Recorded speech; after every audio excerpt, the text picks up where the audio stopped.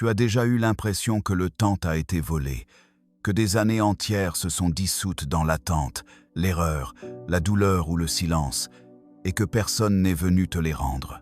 Et si je te disais que Dieu n'efface pas le passé, mais qu'il le transforme, et que ce que tu appelles années perdues pourrait devenir la matière première de ta restauration? Cette vidéo ne parle pas d'illusions faciles, ni de promesses naïves, mais d'un processus profond, souvent dérangeant, par lequel Dieu reconstruit l'être de l'intérieur et redonne sens à ce qui semblait irrémédiablement brisé. Si cette phrase résonne en toi, écris en commentaire. La restauration commence maintenant. Abonne-toi à la chaîne Réveil de l'âme de chrétienne, aime cette vidéo et reste jusqu'à la fin, car une vérité silencieuse t'attend, une vérité que peu acceptent d'entendre, mais qui peut tout changer. Depuis l'Antiquité, l'idée de restauration traverse à la fois la pensée spirituelle et la réflexion philosophique. Les Hébreux parlaient déjà d'un Dieu qui rend ce que le temps semble avoir dévoré, non pas en revenant en arrière, mais en redonnant un sens nouveau à l'histoire vécue. Plus tard, des penseurs comme Augustin voyaient le temps non comme une ligne perdue, mais comme une matière intérieure que Dieu peut guérir. Sur le plan psychologique, cette vision rejoint une vérité profonde. L'être humain n'est pas détruit par ses échecs, mais par le sens qu'il leur donne. Pourtant, cette compréhension s'est peu à peu perdue dans une époque obsédée par la performance immédiate et la comparaison.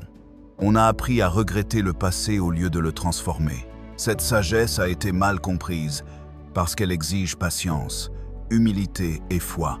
Trois vertus que notre monde pressé et blessé a du mal à accepter.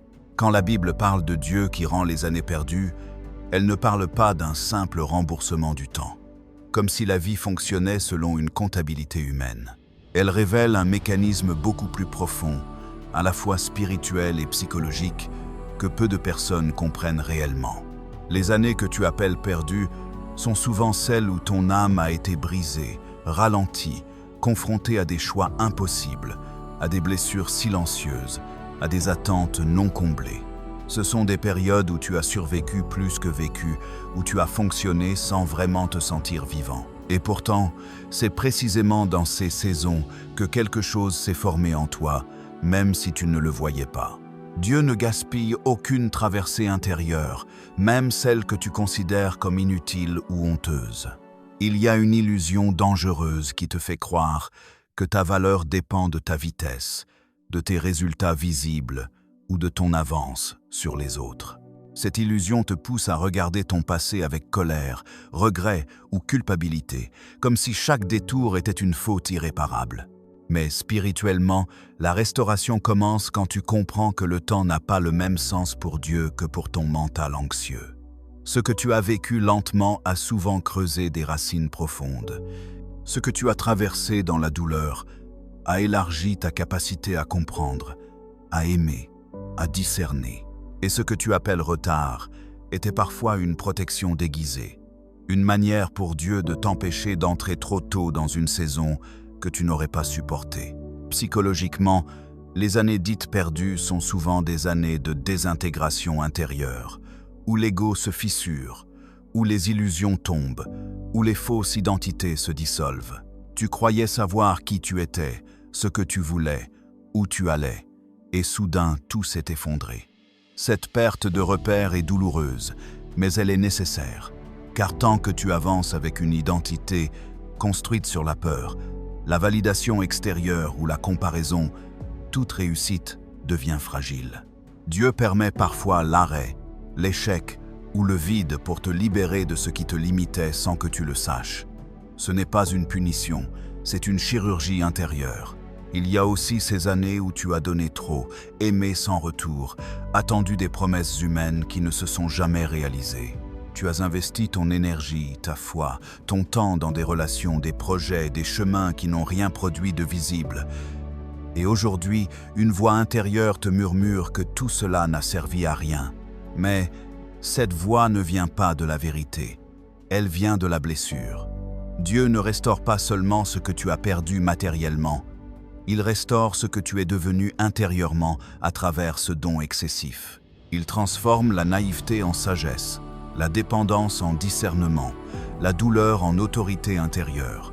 La restauration divine ne commence pas quand les circonstances changent, mais quand ton regard change. Tant que tu vois ton passé comme une erreur globale, tu restes prisonnier de lui. Mais quand tu commences à voir ces années comme une formation invisible, quelque chose s'ouvre. Tu comprends que tu n'es pas en retard, tu es préparé différemment. Tu n'as pas échoué, tu as été façonné. Et ce changement de perception modifie profondément ton état intérieur. Tu passes de la frustration à l'alignement, de la plainte à l'écoute, de l'agitation à une paix étrange mais solide. Il y a une vérité que peu osent affronter. Certaines années doivent être perdues aux yeux du monde pour être gagnées au niveau de l'âme. Le monde valorise la continuité, la progression linéaire, la visibilité. Dieu, lui, travaille souvent dans le cachet, le silence, l'incompréhension. Jésus lui-même a vécu de longues années invisibles avant que sa mission ne commence. Non parce qu'il n'était pas prêt, mais parce que le temps intérieur devait mûrir. La restauration divine suit ce même principe. Elle ne s'annonce pas bruyamment, elle se prépare en profondeur. Tu peux ressentir aujourd'hui une impatience, une tension intérieure, comme si quelque chose devait arriver, mais tardait. Cette sensation est souvent le signe que la restauration est en gestation. Avant que Dieu ne rende, il réorganise. Avant qu'il ne restaure, il réaligne. Et ce processus peut être inconfortable, car il t'oblige à lâcher les anciennes attentes, les comparaisons toxiques, les scénarios idéalisés. Il t'invite à faire la paix avec ton histoire, non pas pour la justifier, mais pour la réintégrer pleinement. Les années perdues laissent souvent des traces. Une peur de recommencer, une méfiance envers l'espoir, une fatigue spirituelle. Tu veux croire à la restauration, mais une partie de toi se protège. Dieu ne force jamais cette partie. Il la rassure. Il restaure progressivement ta capacité à faire confiance, à désirer à nouveau, à t'engager sans te dissoudre. Cette guérison intérieure est déjà une restitution, car retrouver l'élan, la foi, la clarté est parfois plus précieux que récupérer ce qui a été matériellement perdu. Comprends ceci. Dieu ne te rend pas ton passé, il te rend ta puissance intérieure. Il ne te redonne pas les mêmes années. Il te donne une profondeur que tu n'aurais jamais acquise autrement. Et souvent, ce que tu reçois après la restauration a une intensité, une justesse et une fécondité qui dépassent largement ce que tu imaginais au départ. Mais pour entrer dans cette saison, il faut accepter une vérité exigeante. Tu ne peux pas recevoir la restauration divine tout en méprisant ton histoire. Ce que tu rejettes ne peut pas être transformé. Ce que tu acceptes peut devenir sacré. C'est ici que le suspense demeure. Car si Dieu restaure, il ne le fait jamais sans ta participation consciente. Il attend un positionnement intérieur, une disponibilité silencieuse, un oui profond. Et c'est précisément ce seuil intérieur que beaucoup n'osent pas franchir. Pas encore.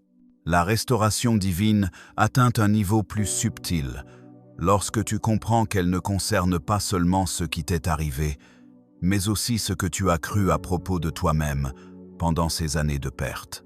Car le véritable champ de bataille n'était pas extérieur, il était intérieur.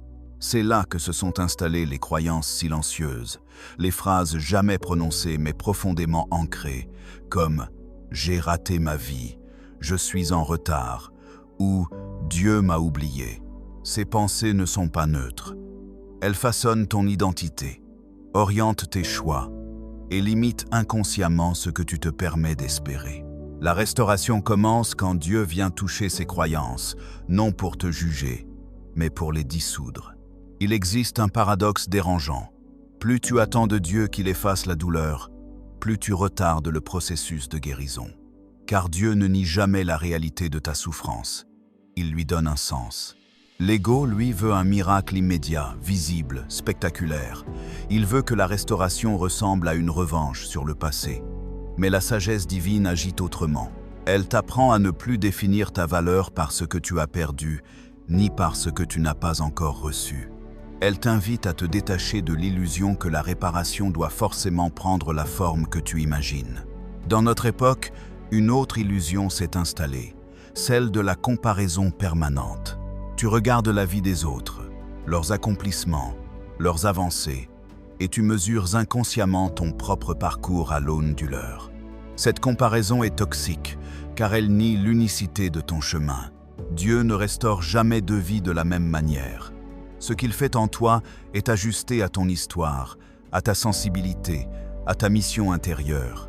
Mais tant que tu regardes à côté de toi, tu manques ce qui est en train de naître en toi. La restauration exige une forme de retrait, un recentrage radical. Il y a aussi le piège spirituel de la culpabilité déguisée. Tu te dis que si tu as perdu ces années, c'est forcément parce que tu n'as pas assez prié, pas assez cru, pas assez obéi. Cette pensée te semble humble, mais elle est souvent violente. Elle transforme Dieu en juge impatient et toi en éternel fautif. Or, la restauration divine ne se mérite pas par la performance spirituelle. Elle se reçoit dans la vérité. Dieu ne restaure pas parce que tu as été parfait, mais parce qu'il est fidèle. Et cette fidélité ne dépend pas de tes fluctuations intérieures. Un fait peu évoqué mais essentiel est que beaucoup de personnes ont peur de la restauration. Oui, peur. Parce que si Dieu te rend ce qui a été perdu, tu ne peux plus te cacher derrière l'excuse du passé. La restauration t'expose à nouveau à la responsabilité de vivre pleinement. Elle t'oblige à choisir, à t'engager, à incarner ce que tu as longtemps attendu. Et cette responsabilité peut être plus effrayante que la douleur connue.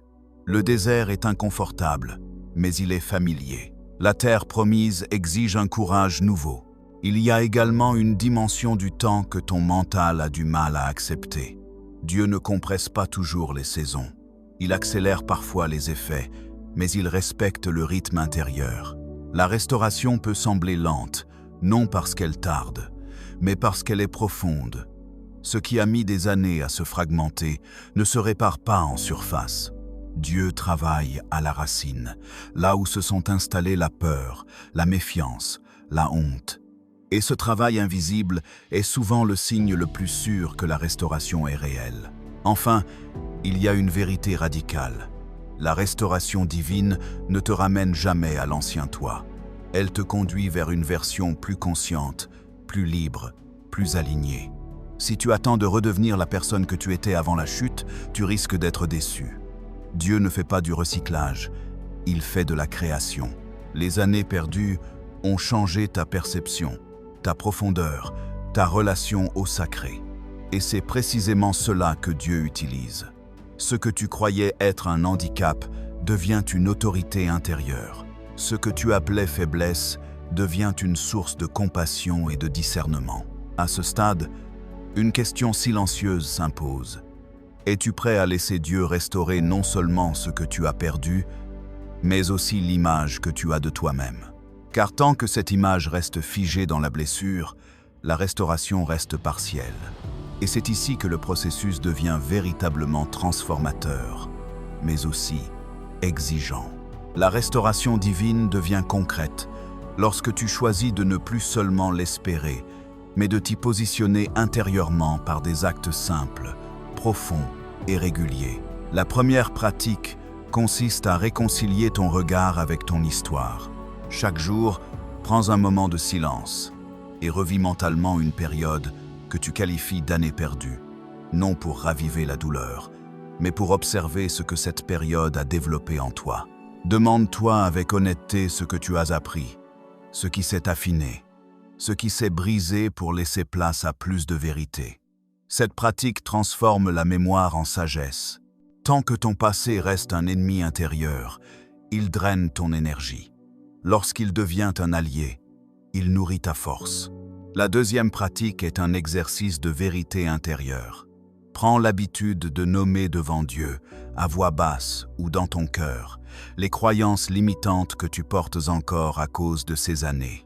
Des phrases comme « Je suis en retard »,« Je ne mérite plus »,« Il est trop tard pour moi » doivent être reconnues avant d'être libérées.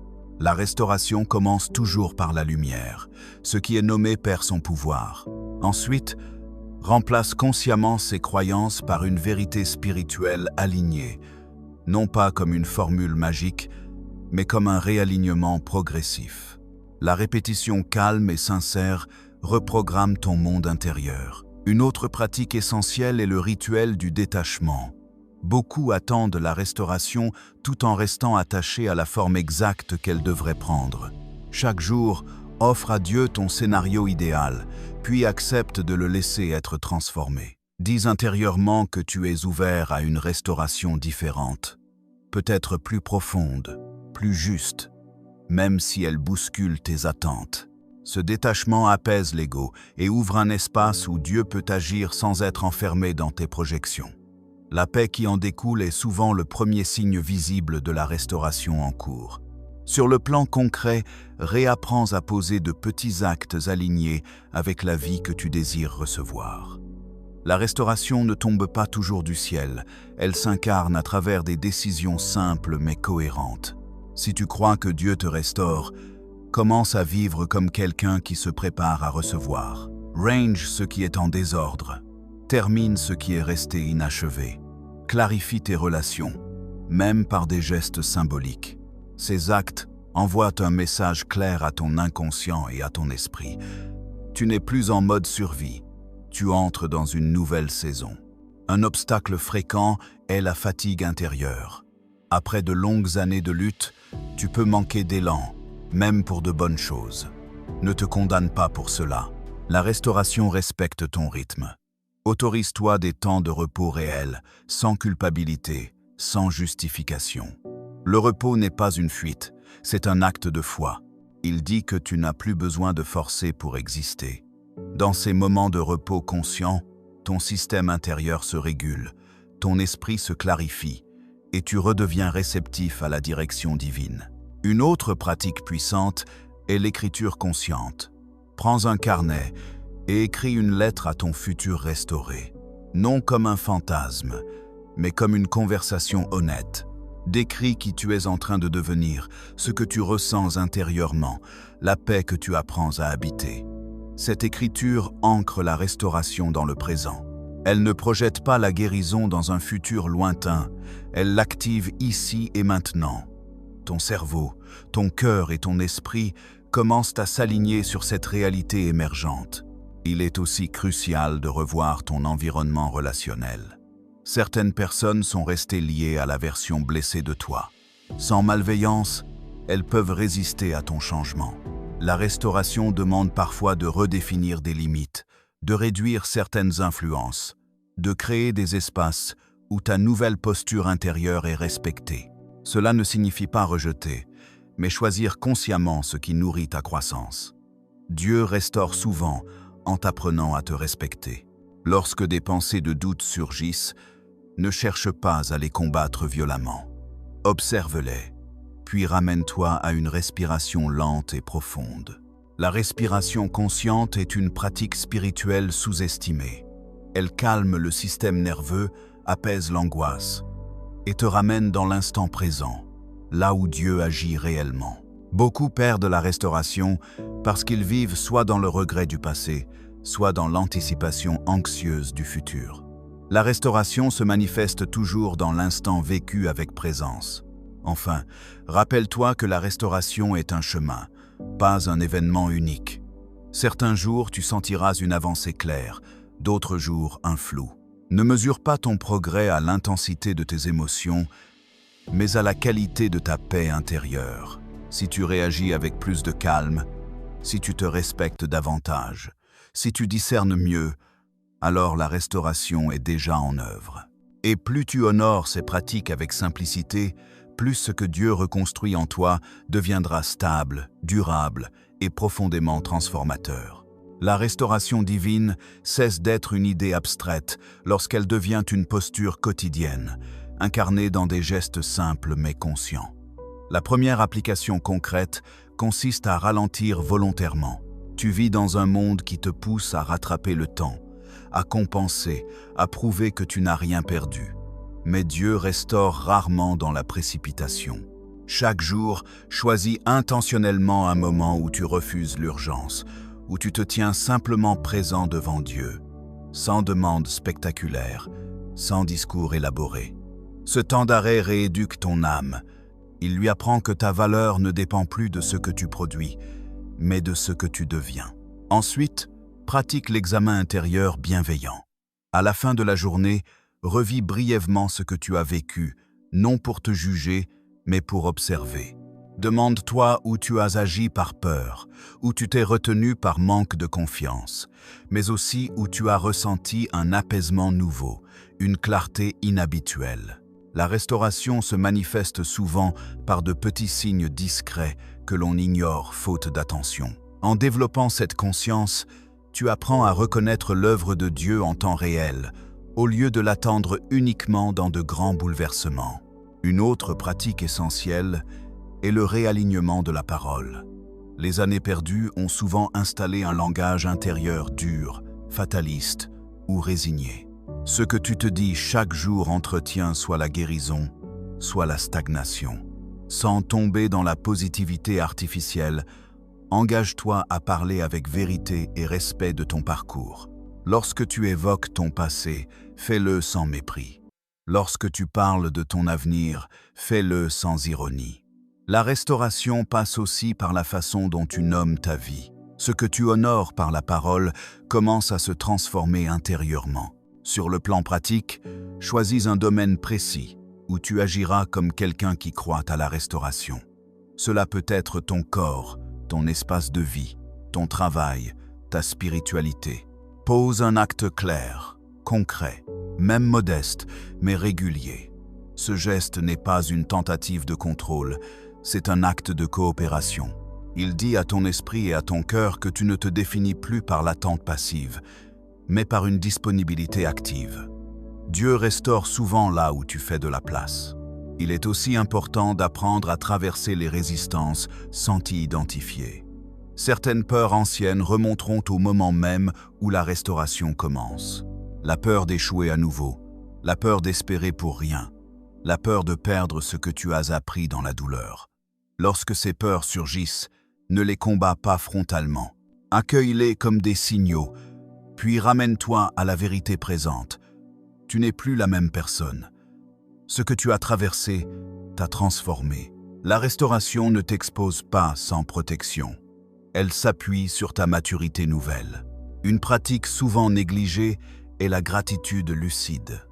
Il ne s'agit pas de remercier pour la souffrance en elle-même, mais pour ce qu'elle a affiné en toi. Chaque jour, identifie une qualité intérieure née de ces années difficiles. La patience, la profondeur, la capacité d'écoute, la foi dépouillée. Cette gratitude ancre la restauration dans la reconnaissance plutôt que dans le manque. Elle transforme ton regard et ouvre ton cœur à recevoir davantage. Enfin, accepte que certains obstacles ne disparaîtront pas immédiatement.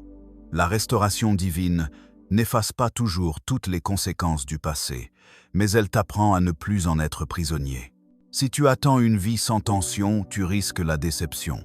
Mais si tu cherches une vie alignée, consciente et habitée par la paix, tu reconnaîtras la restauration à l'œuvre, même au milieu des défis.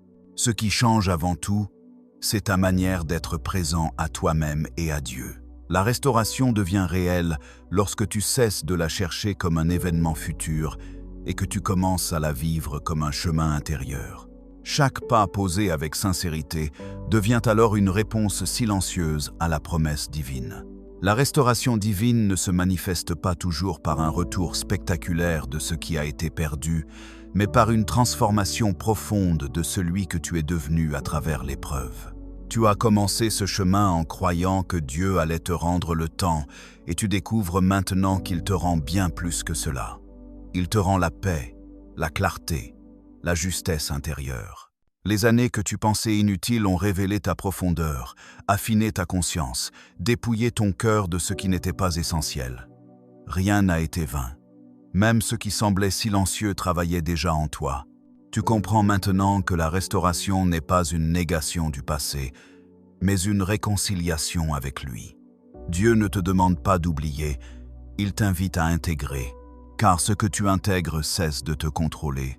Ce que tu accueilles peut être transformé, et ce que tu confies cesse de te définir. La véritable restitution ne consiste pas à redevenir celui que tu étais avant la chute, mais à incarner pleinement celui que tu es appelé à devenir après la traversée. C'est une œuvre plus subtile, mais infiniment plus stable. Peut-être que certaines promesses ne se sont pas encore matérialisées extérieurement. Peut-être que tout ne s'est pas encore remis en place comme tu l'espérais. Mais regarde honnêtement ce qui a changé en toi. Ta manière de penser, de ressentir, de discerner, de t'ancrer dans le présent. La restauration commence toujours à l'intérieur avant de se manifester à l'extérieur. Et ce qui est restauré à la racine finit toujours par porter du fruit, au moment juste. Il te reste maintenant une question essentielle à porter avec toi. Et si ces années n'avaient jamais été perdues, mais nécessaires pour te conduire à une version plus vraie de toi-même? Et si Dieu n'était pas en train de réparer un retard, mais de révéler une vocation intérieure plus profonde que ce que tu avais imaginé? Cette question ne demande pas une réponse immédiate. Elle demande une écoute. Si ce message a résonné en toi, prends un instant pour l'honorer. Laisse un commentaire. Partage ce que cette promesse éveille dans ton cœur. Abonne-toi à la chaîne Réveil de l'âme de chrétienne pour continuer ce chemin de réveil intérieur et aime cette vidéo pour soutenir ce travail. Souviens-toi, ce que Dieu restaure ne peut plus être repris par le temps, et ce qui renaît, après la traversée, porte en lui une force que rien ne peut éteindre.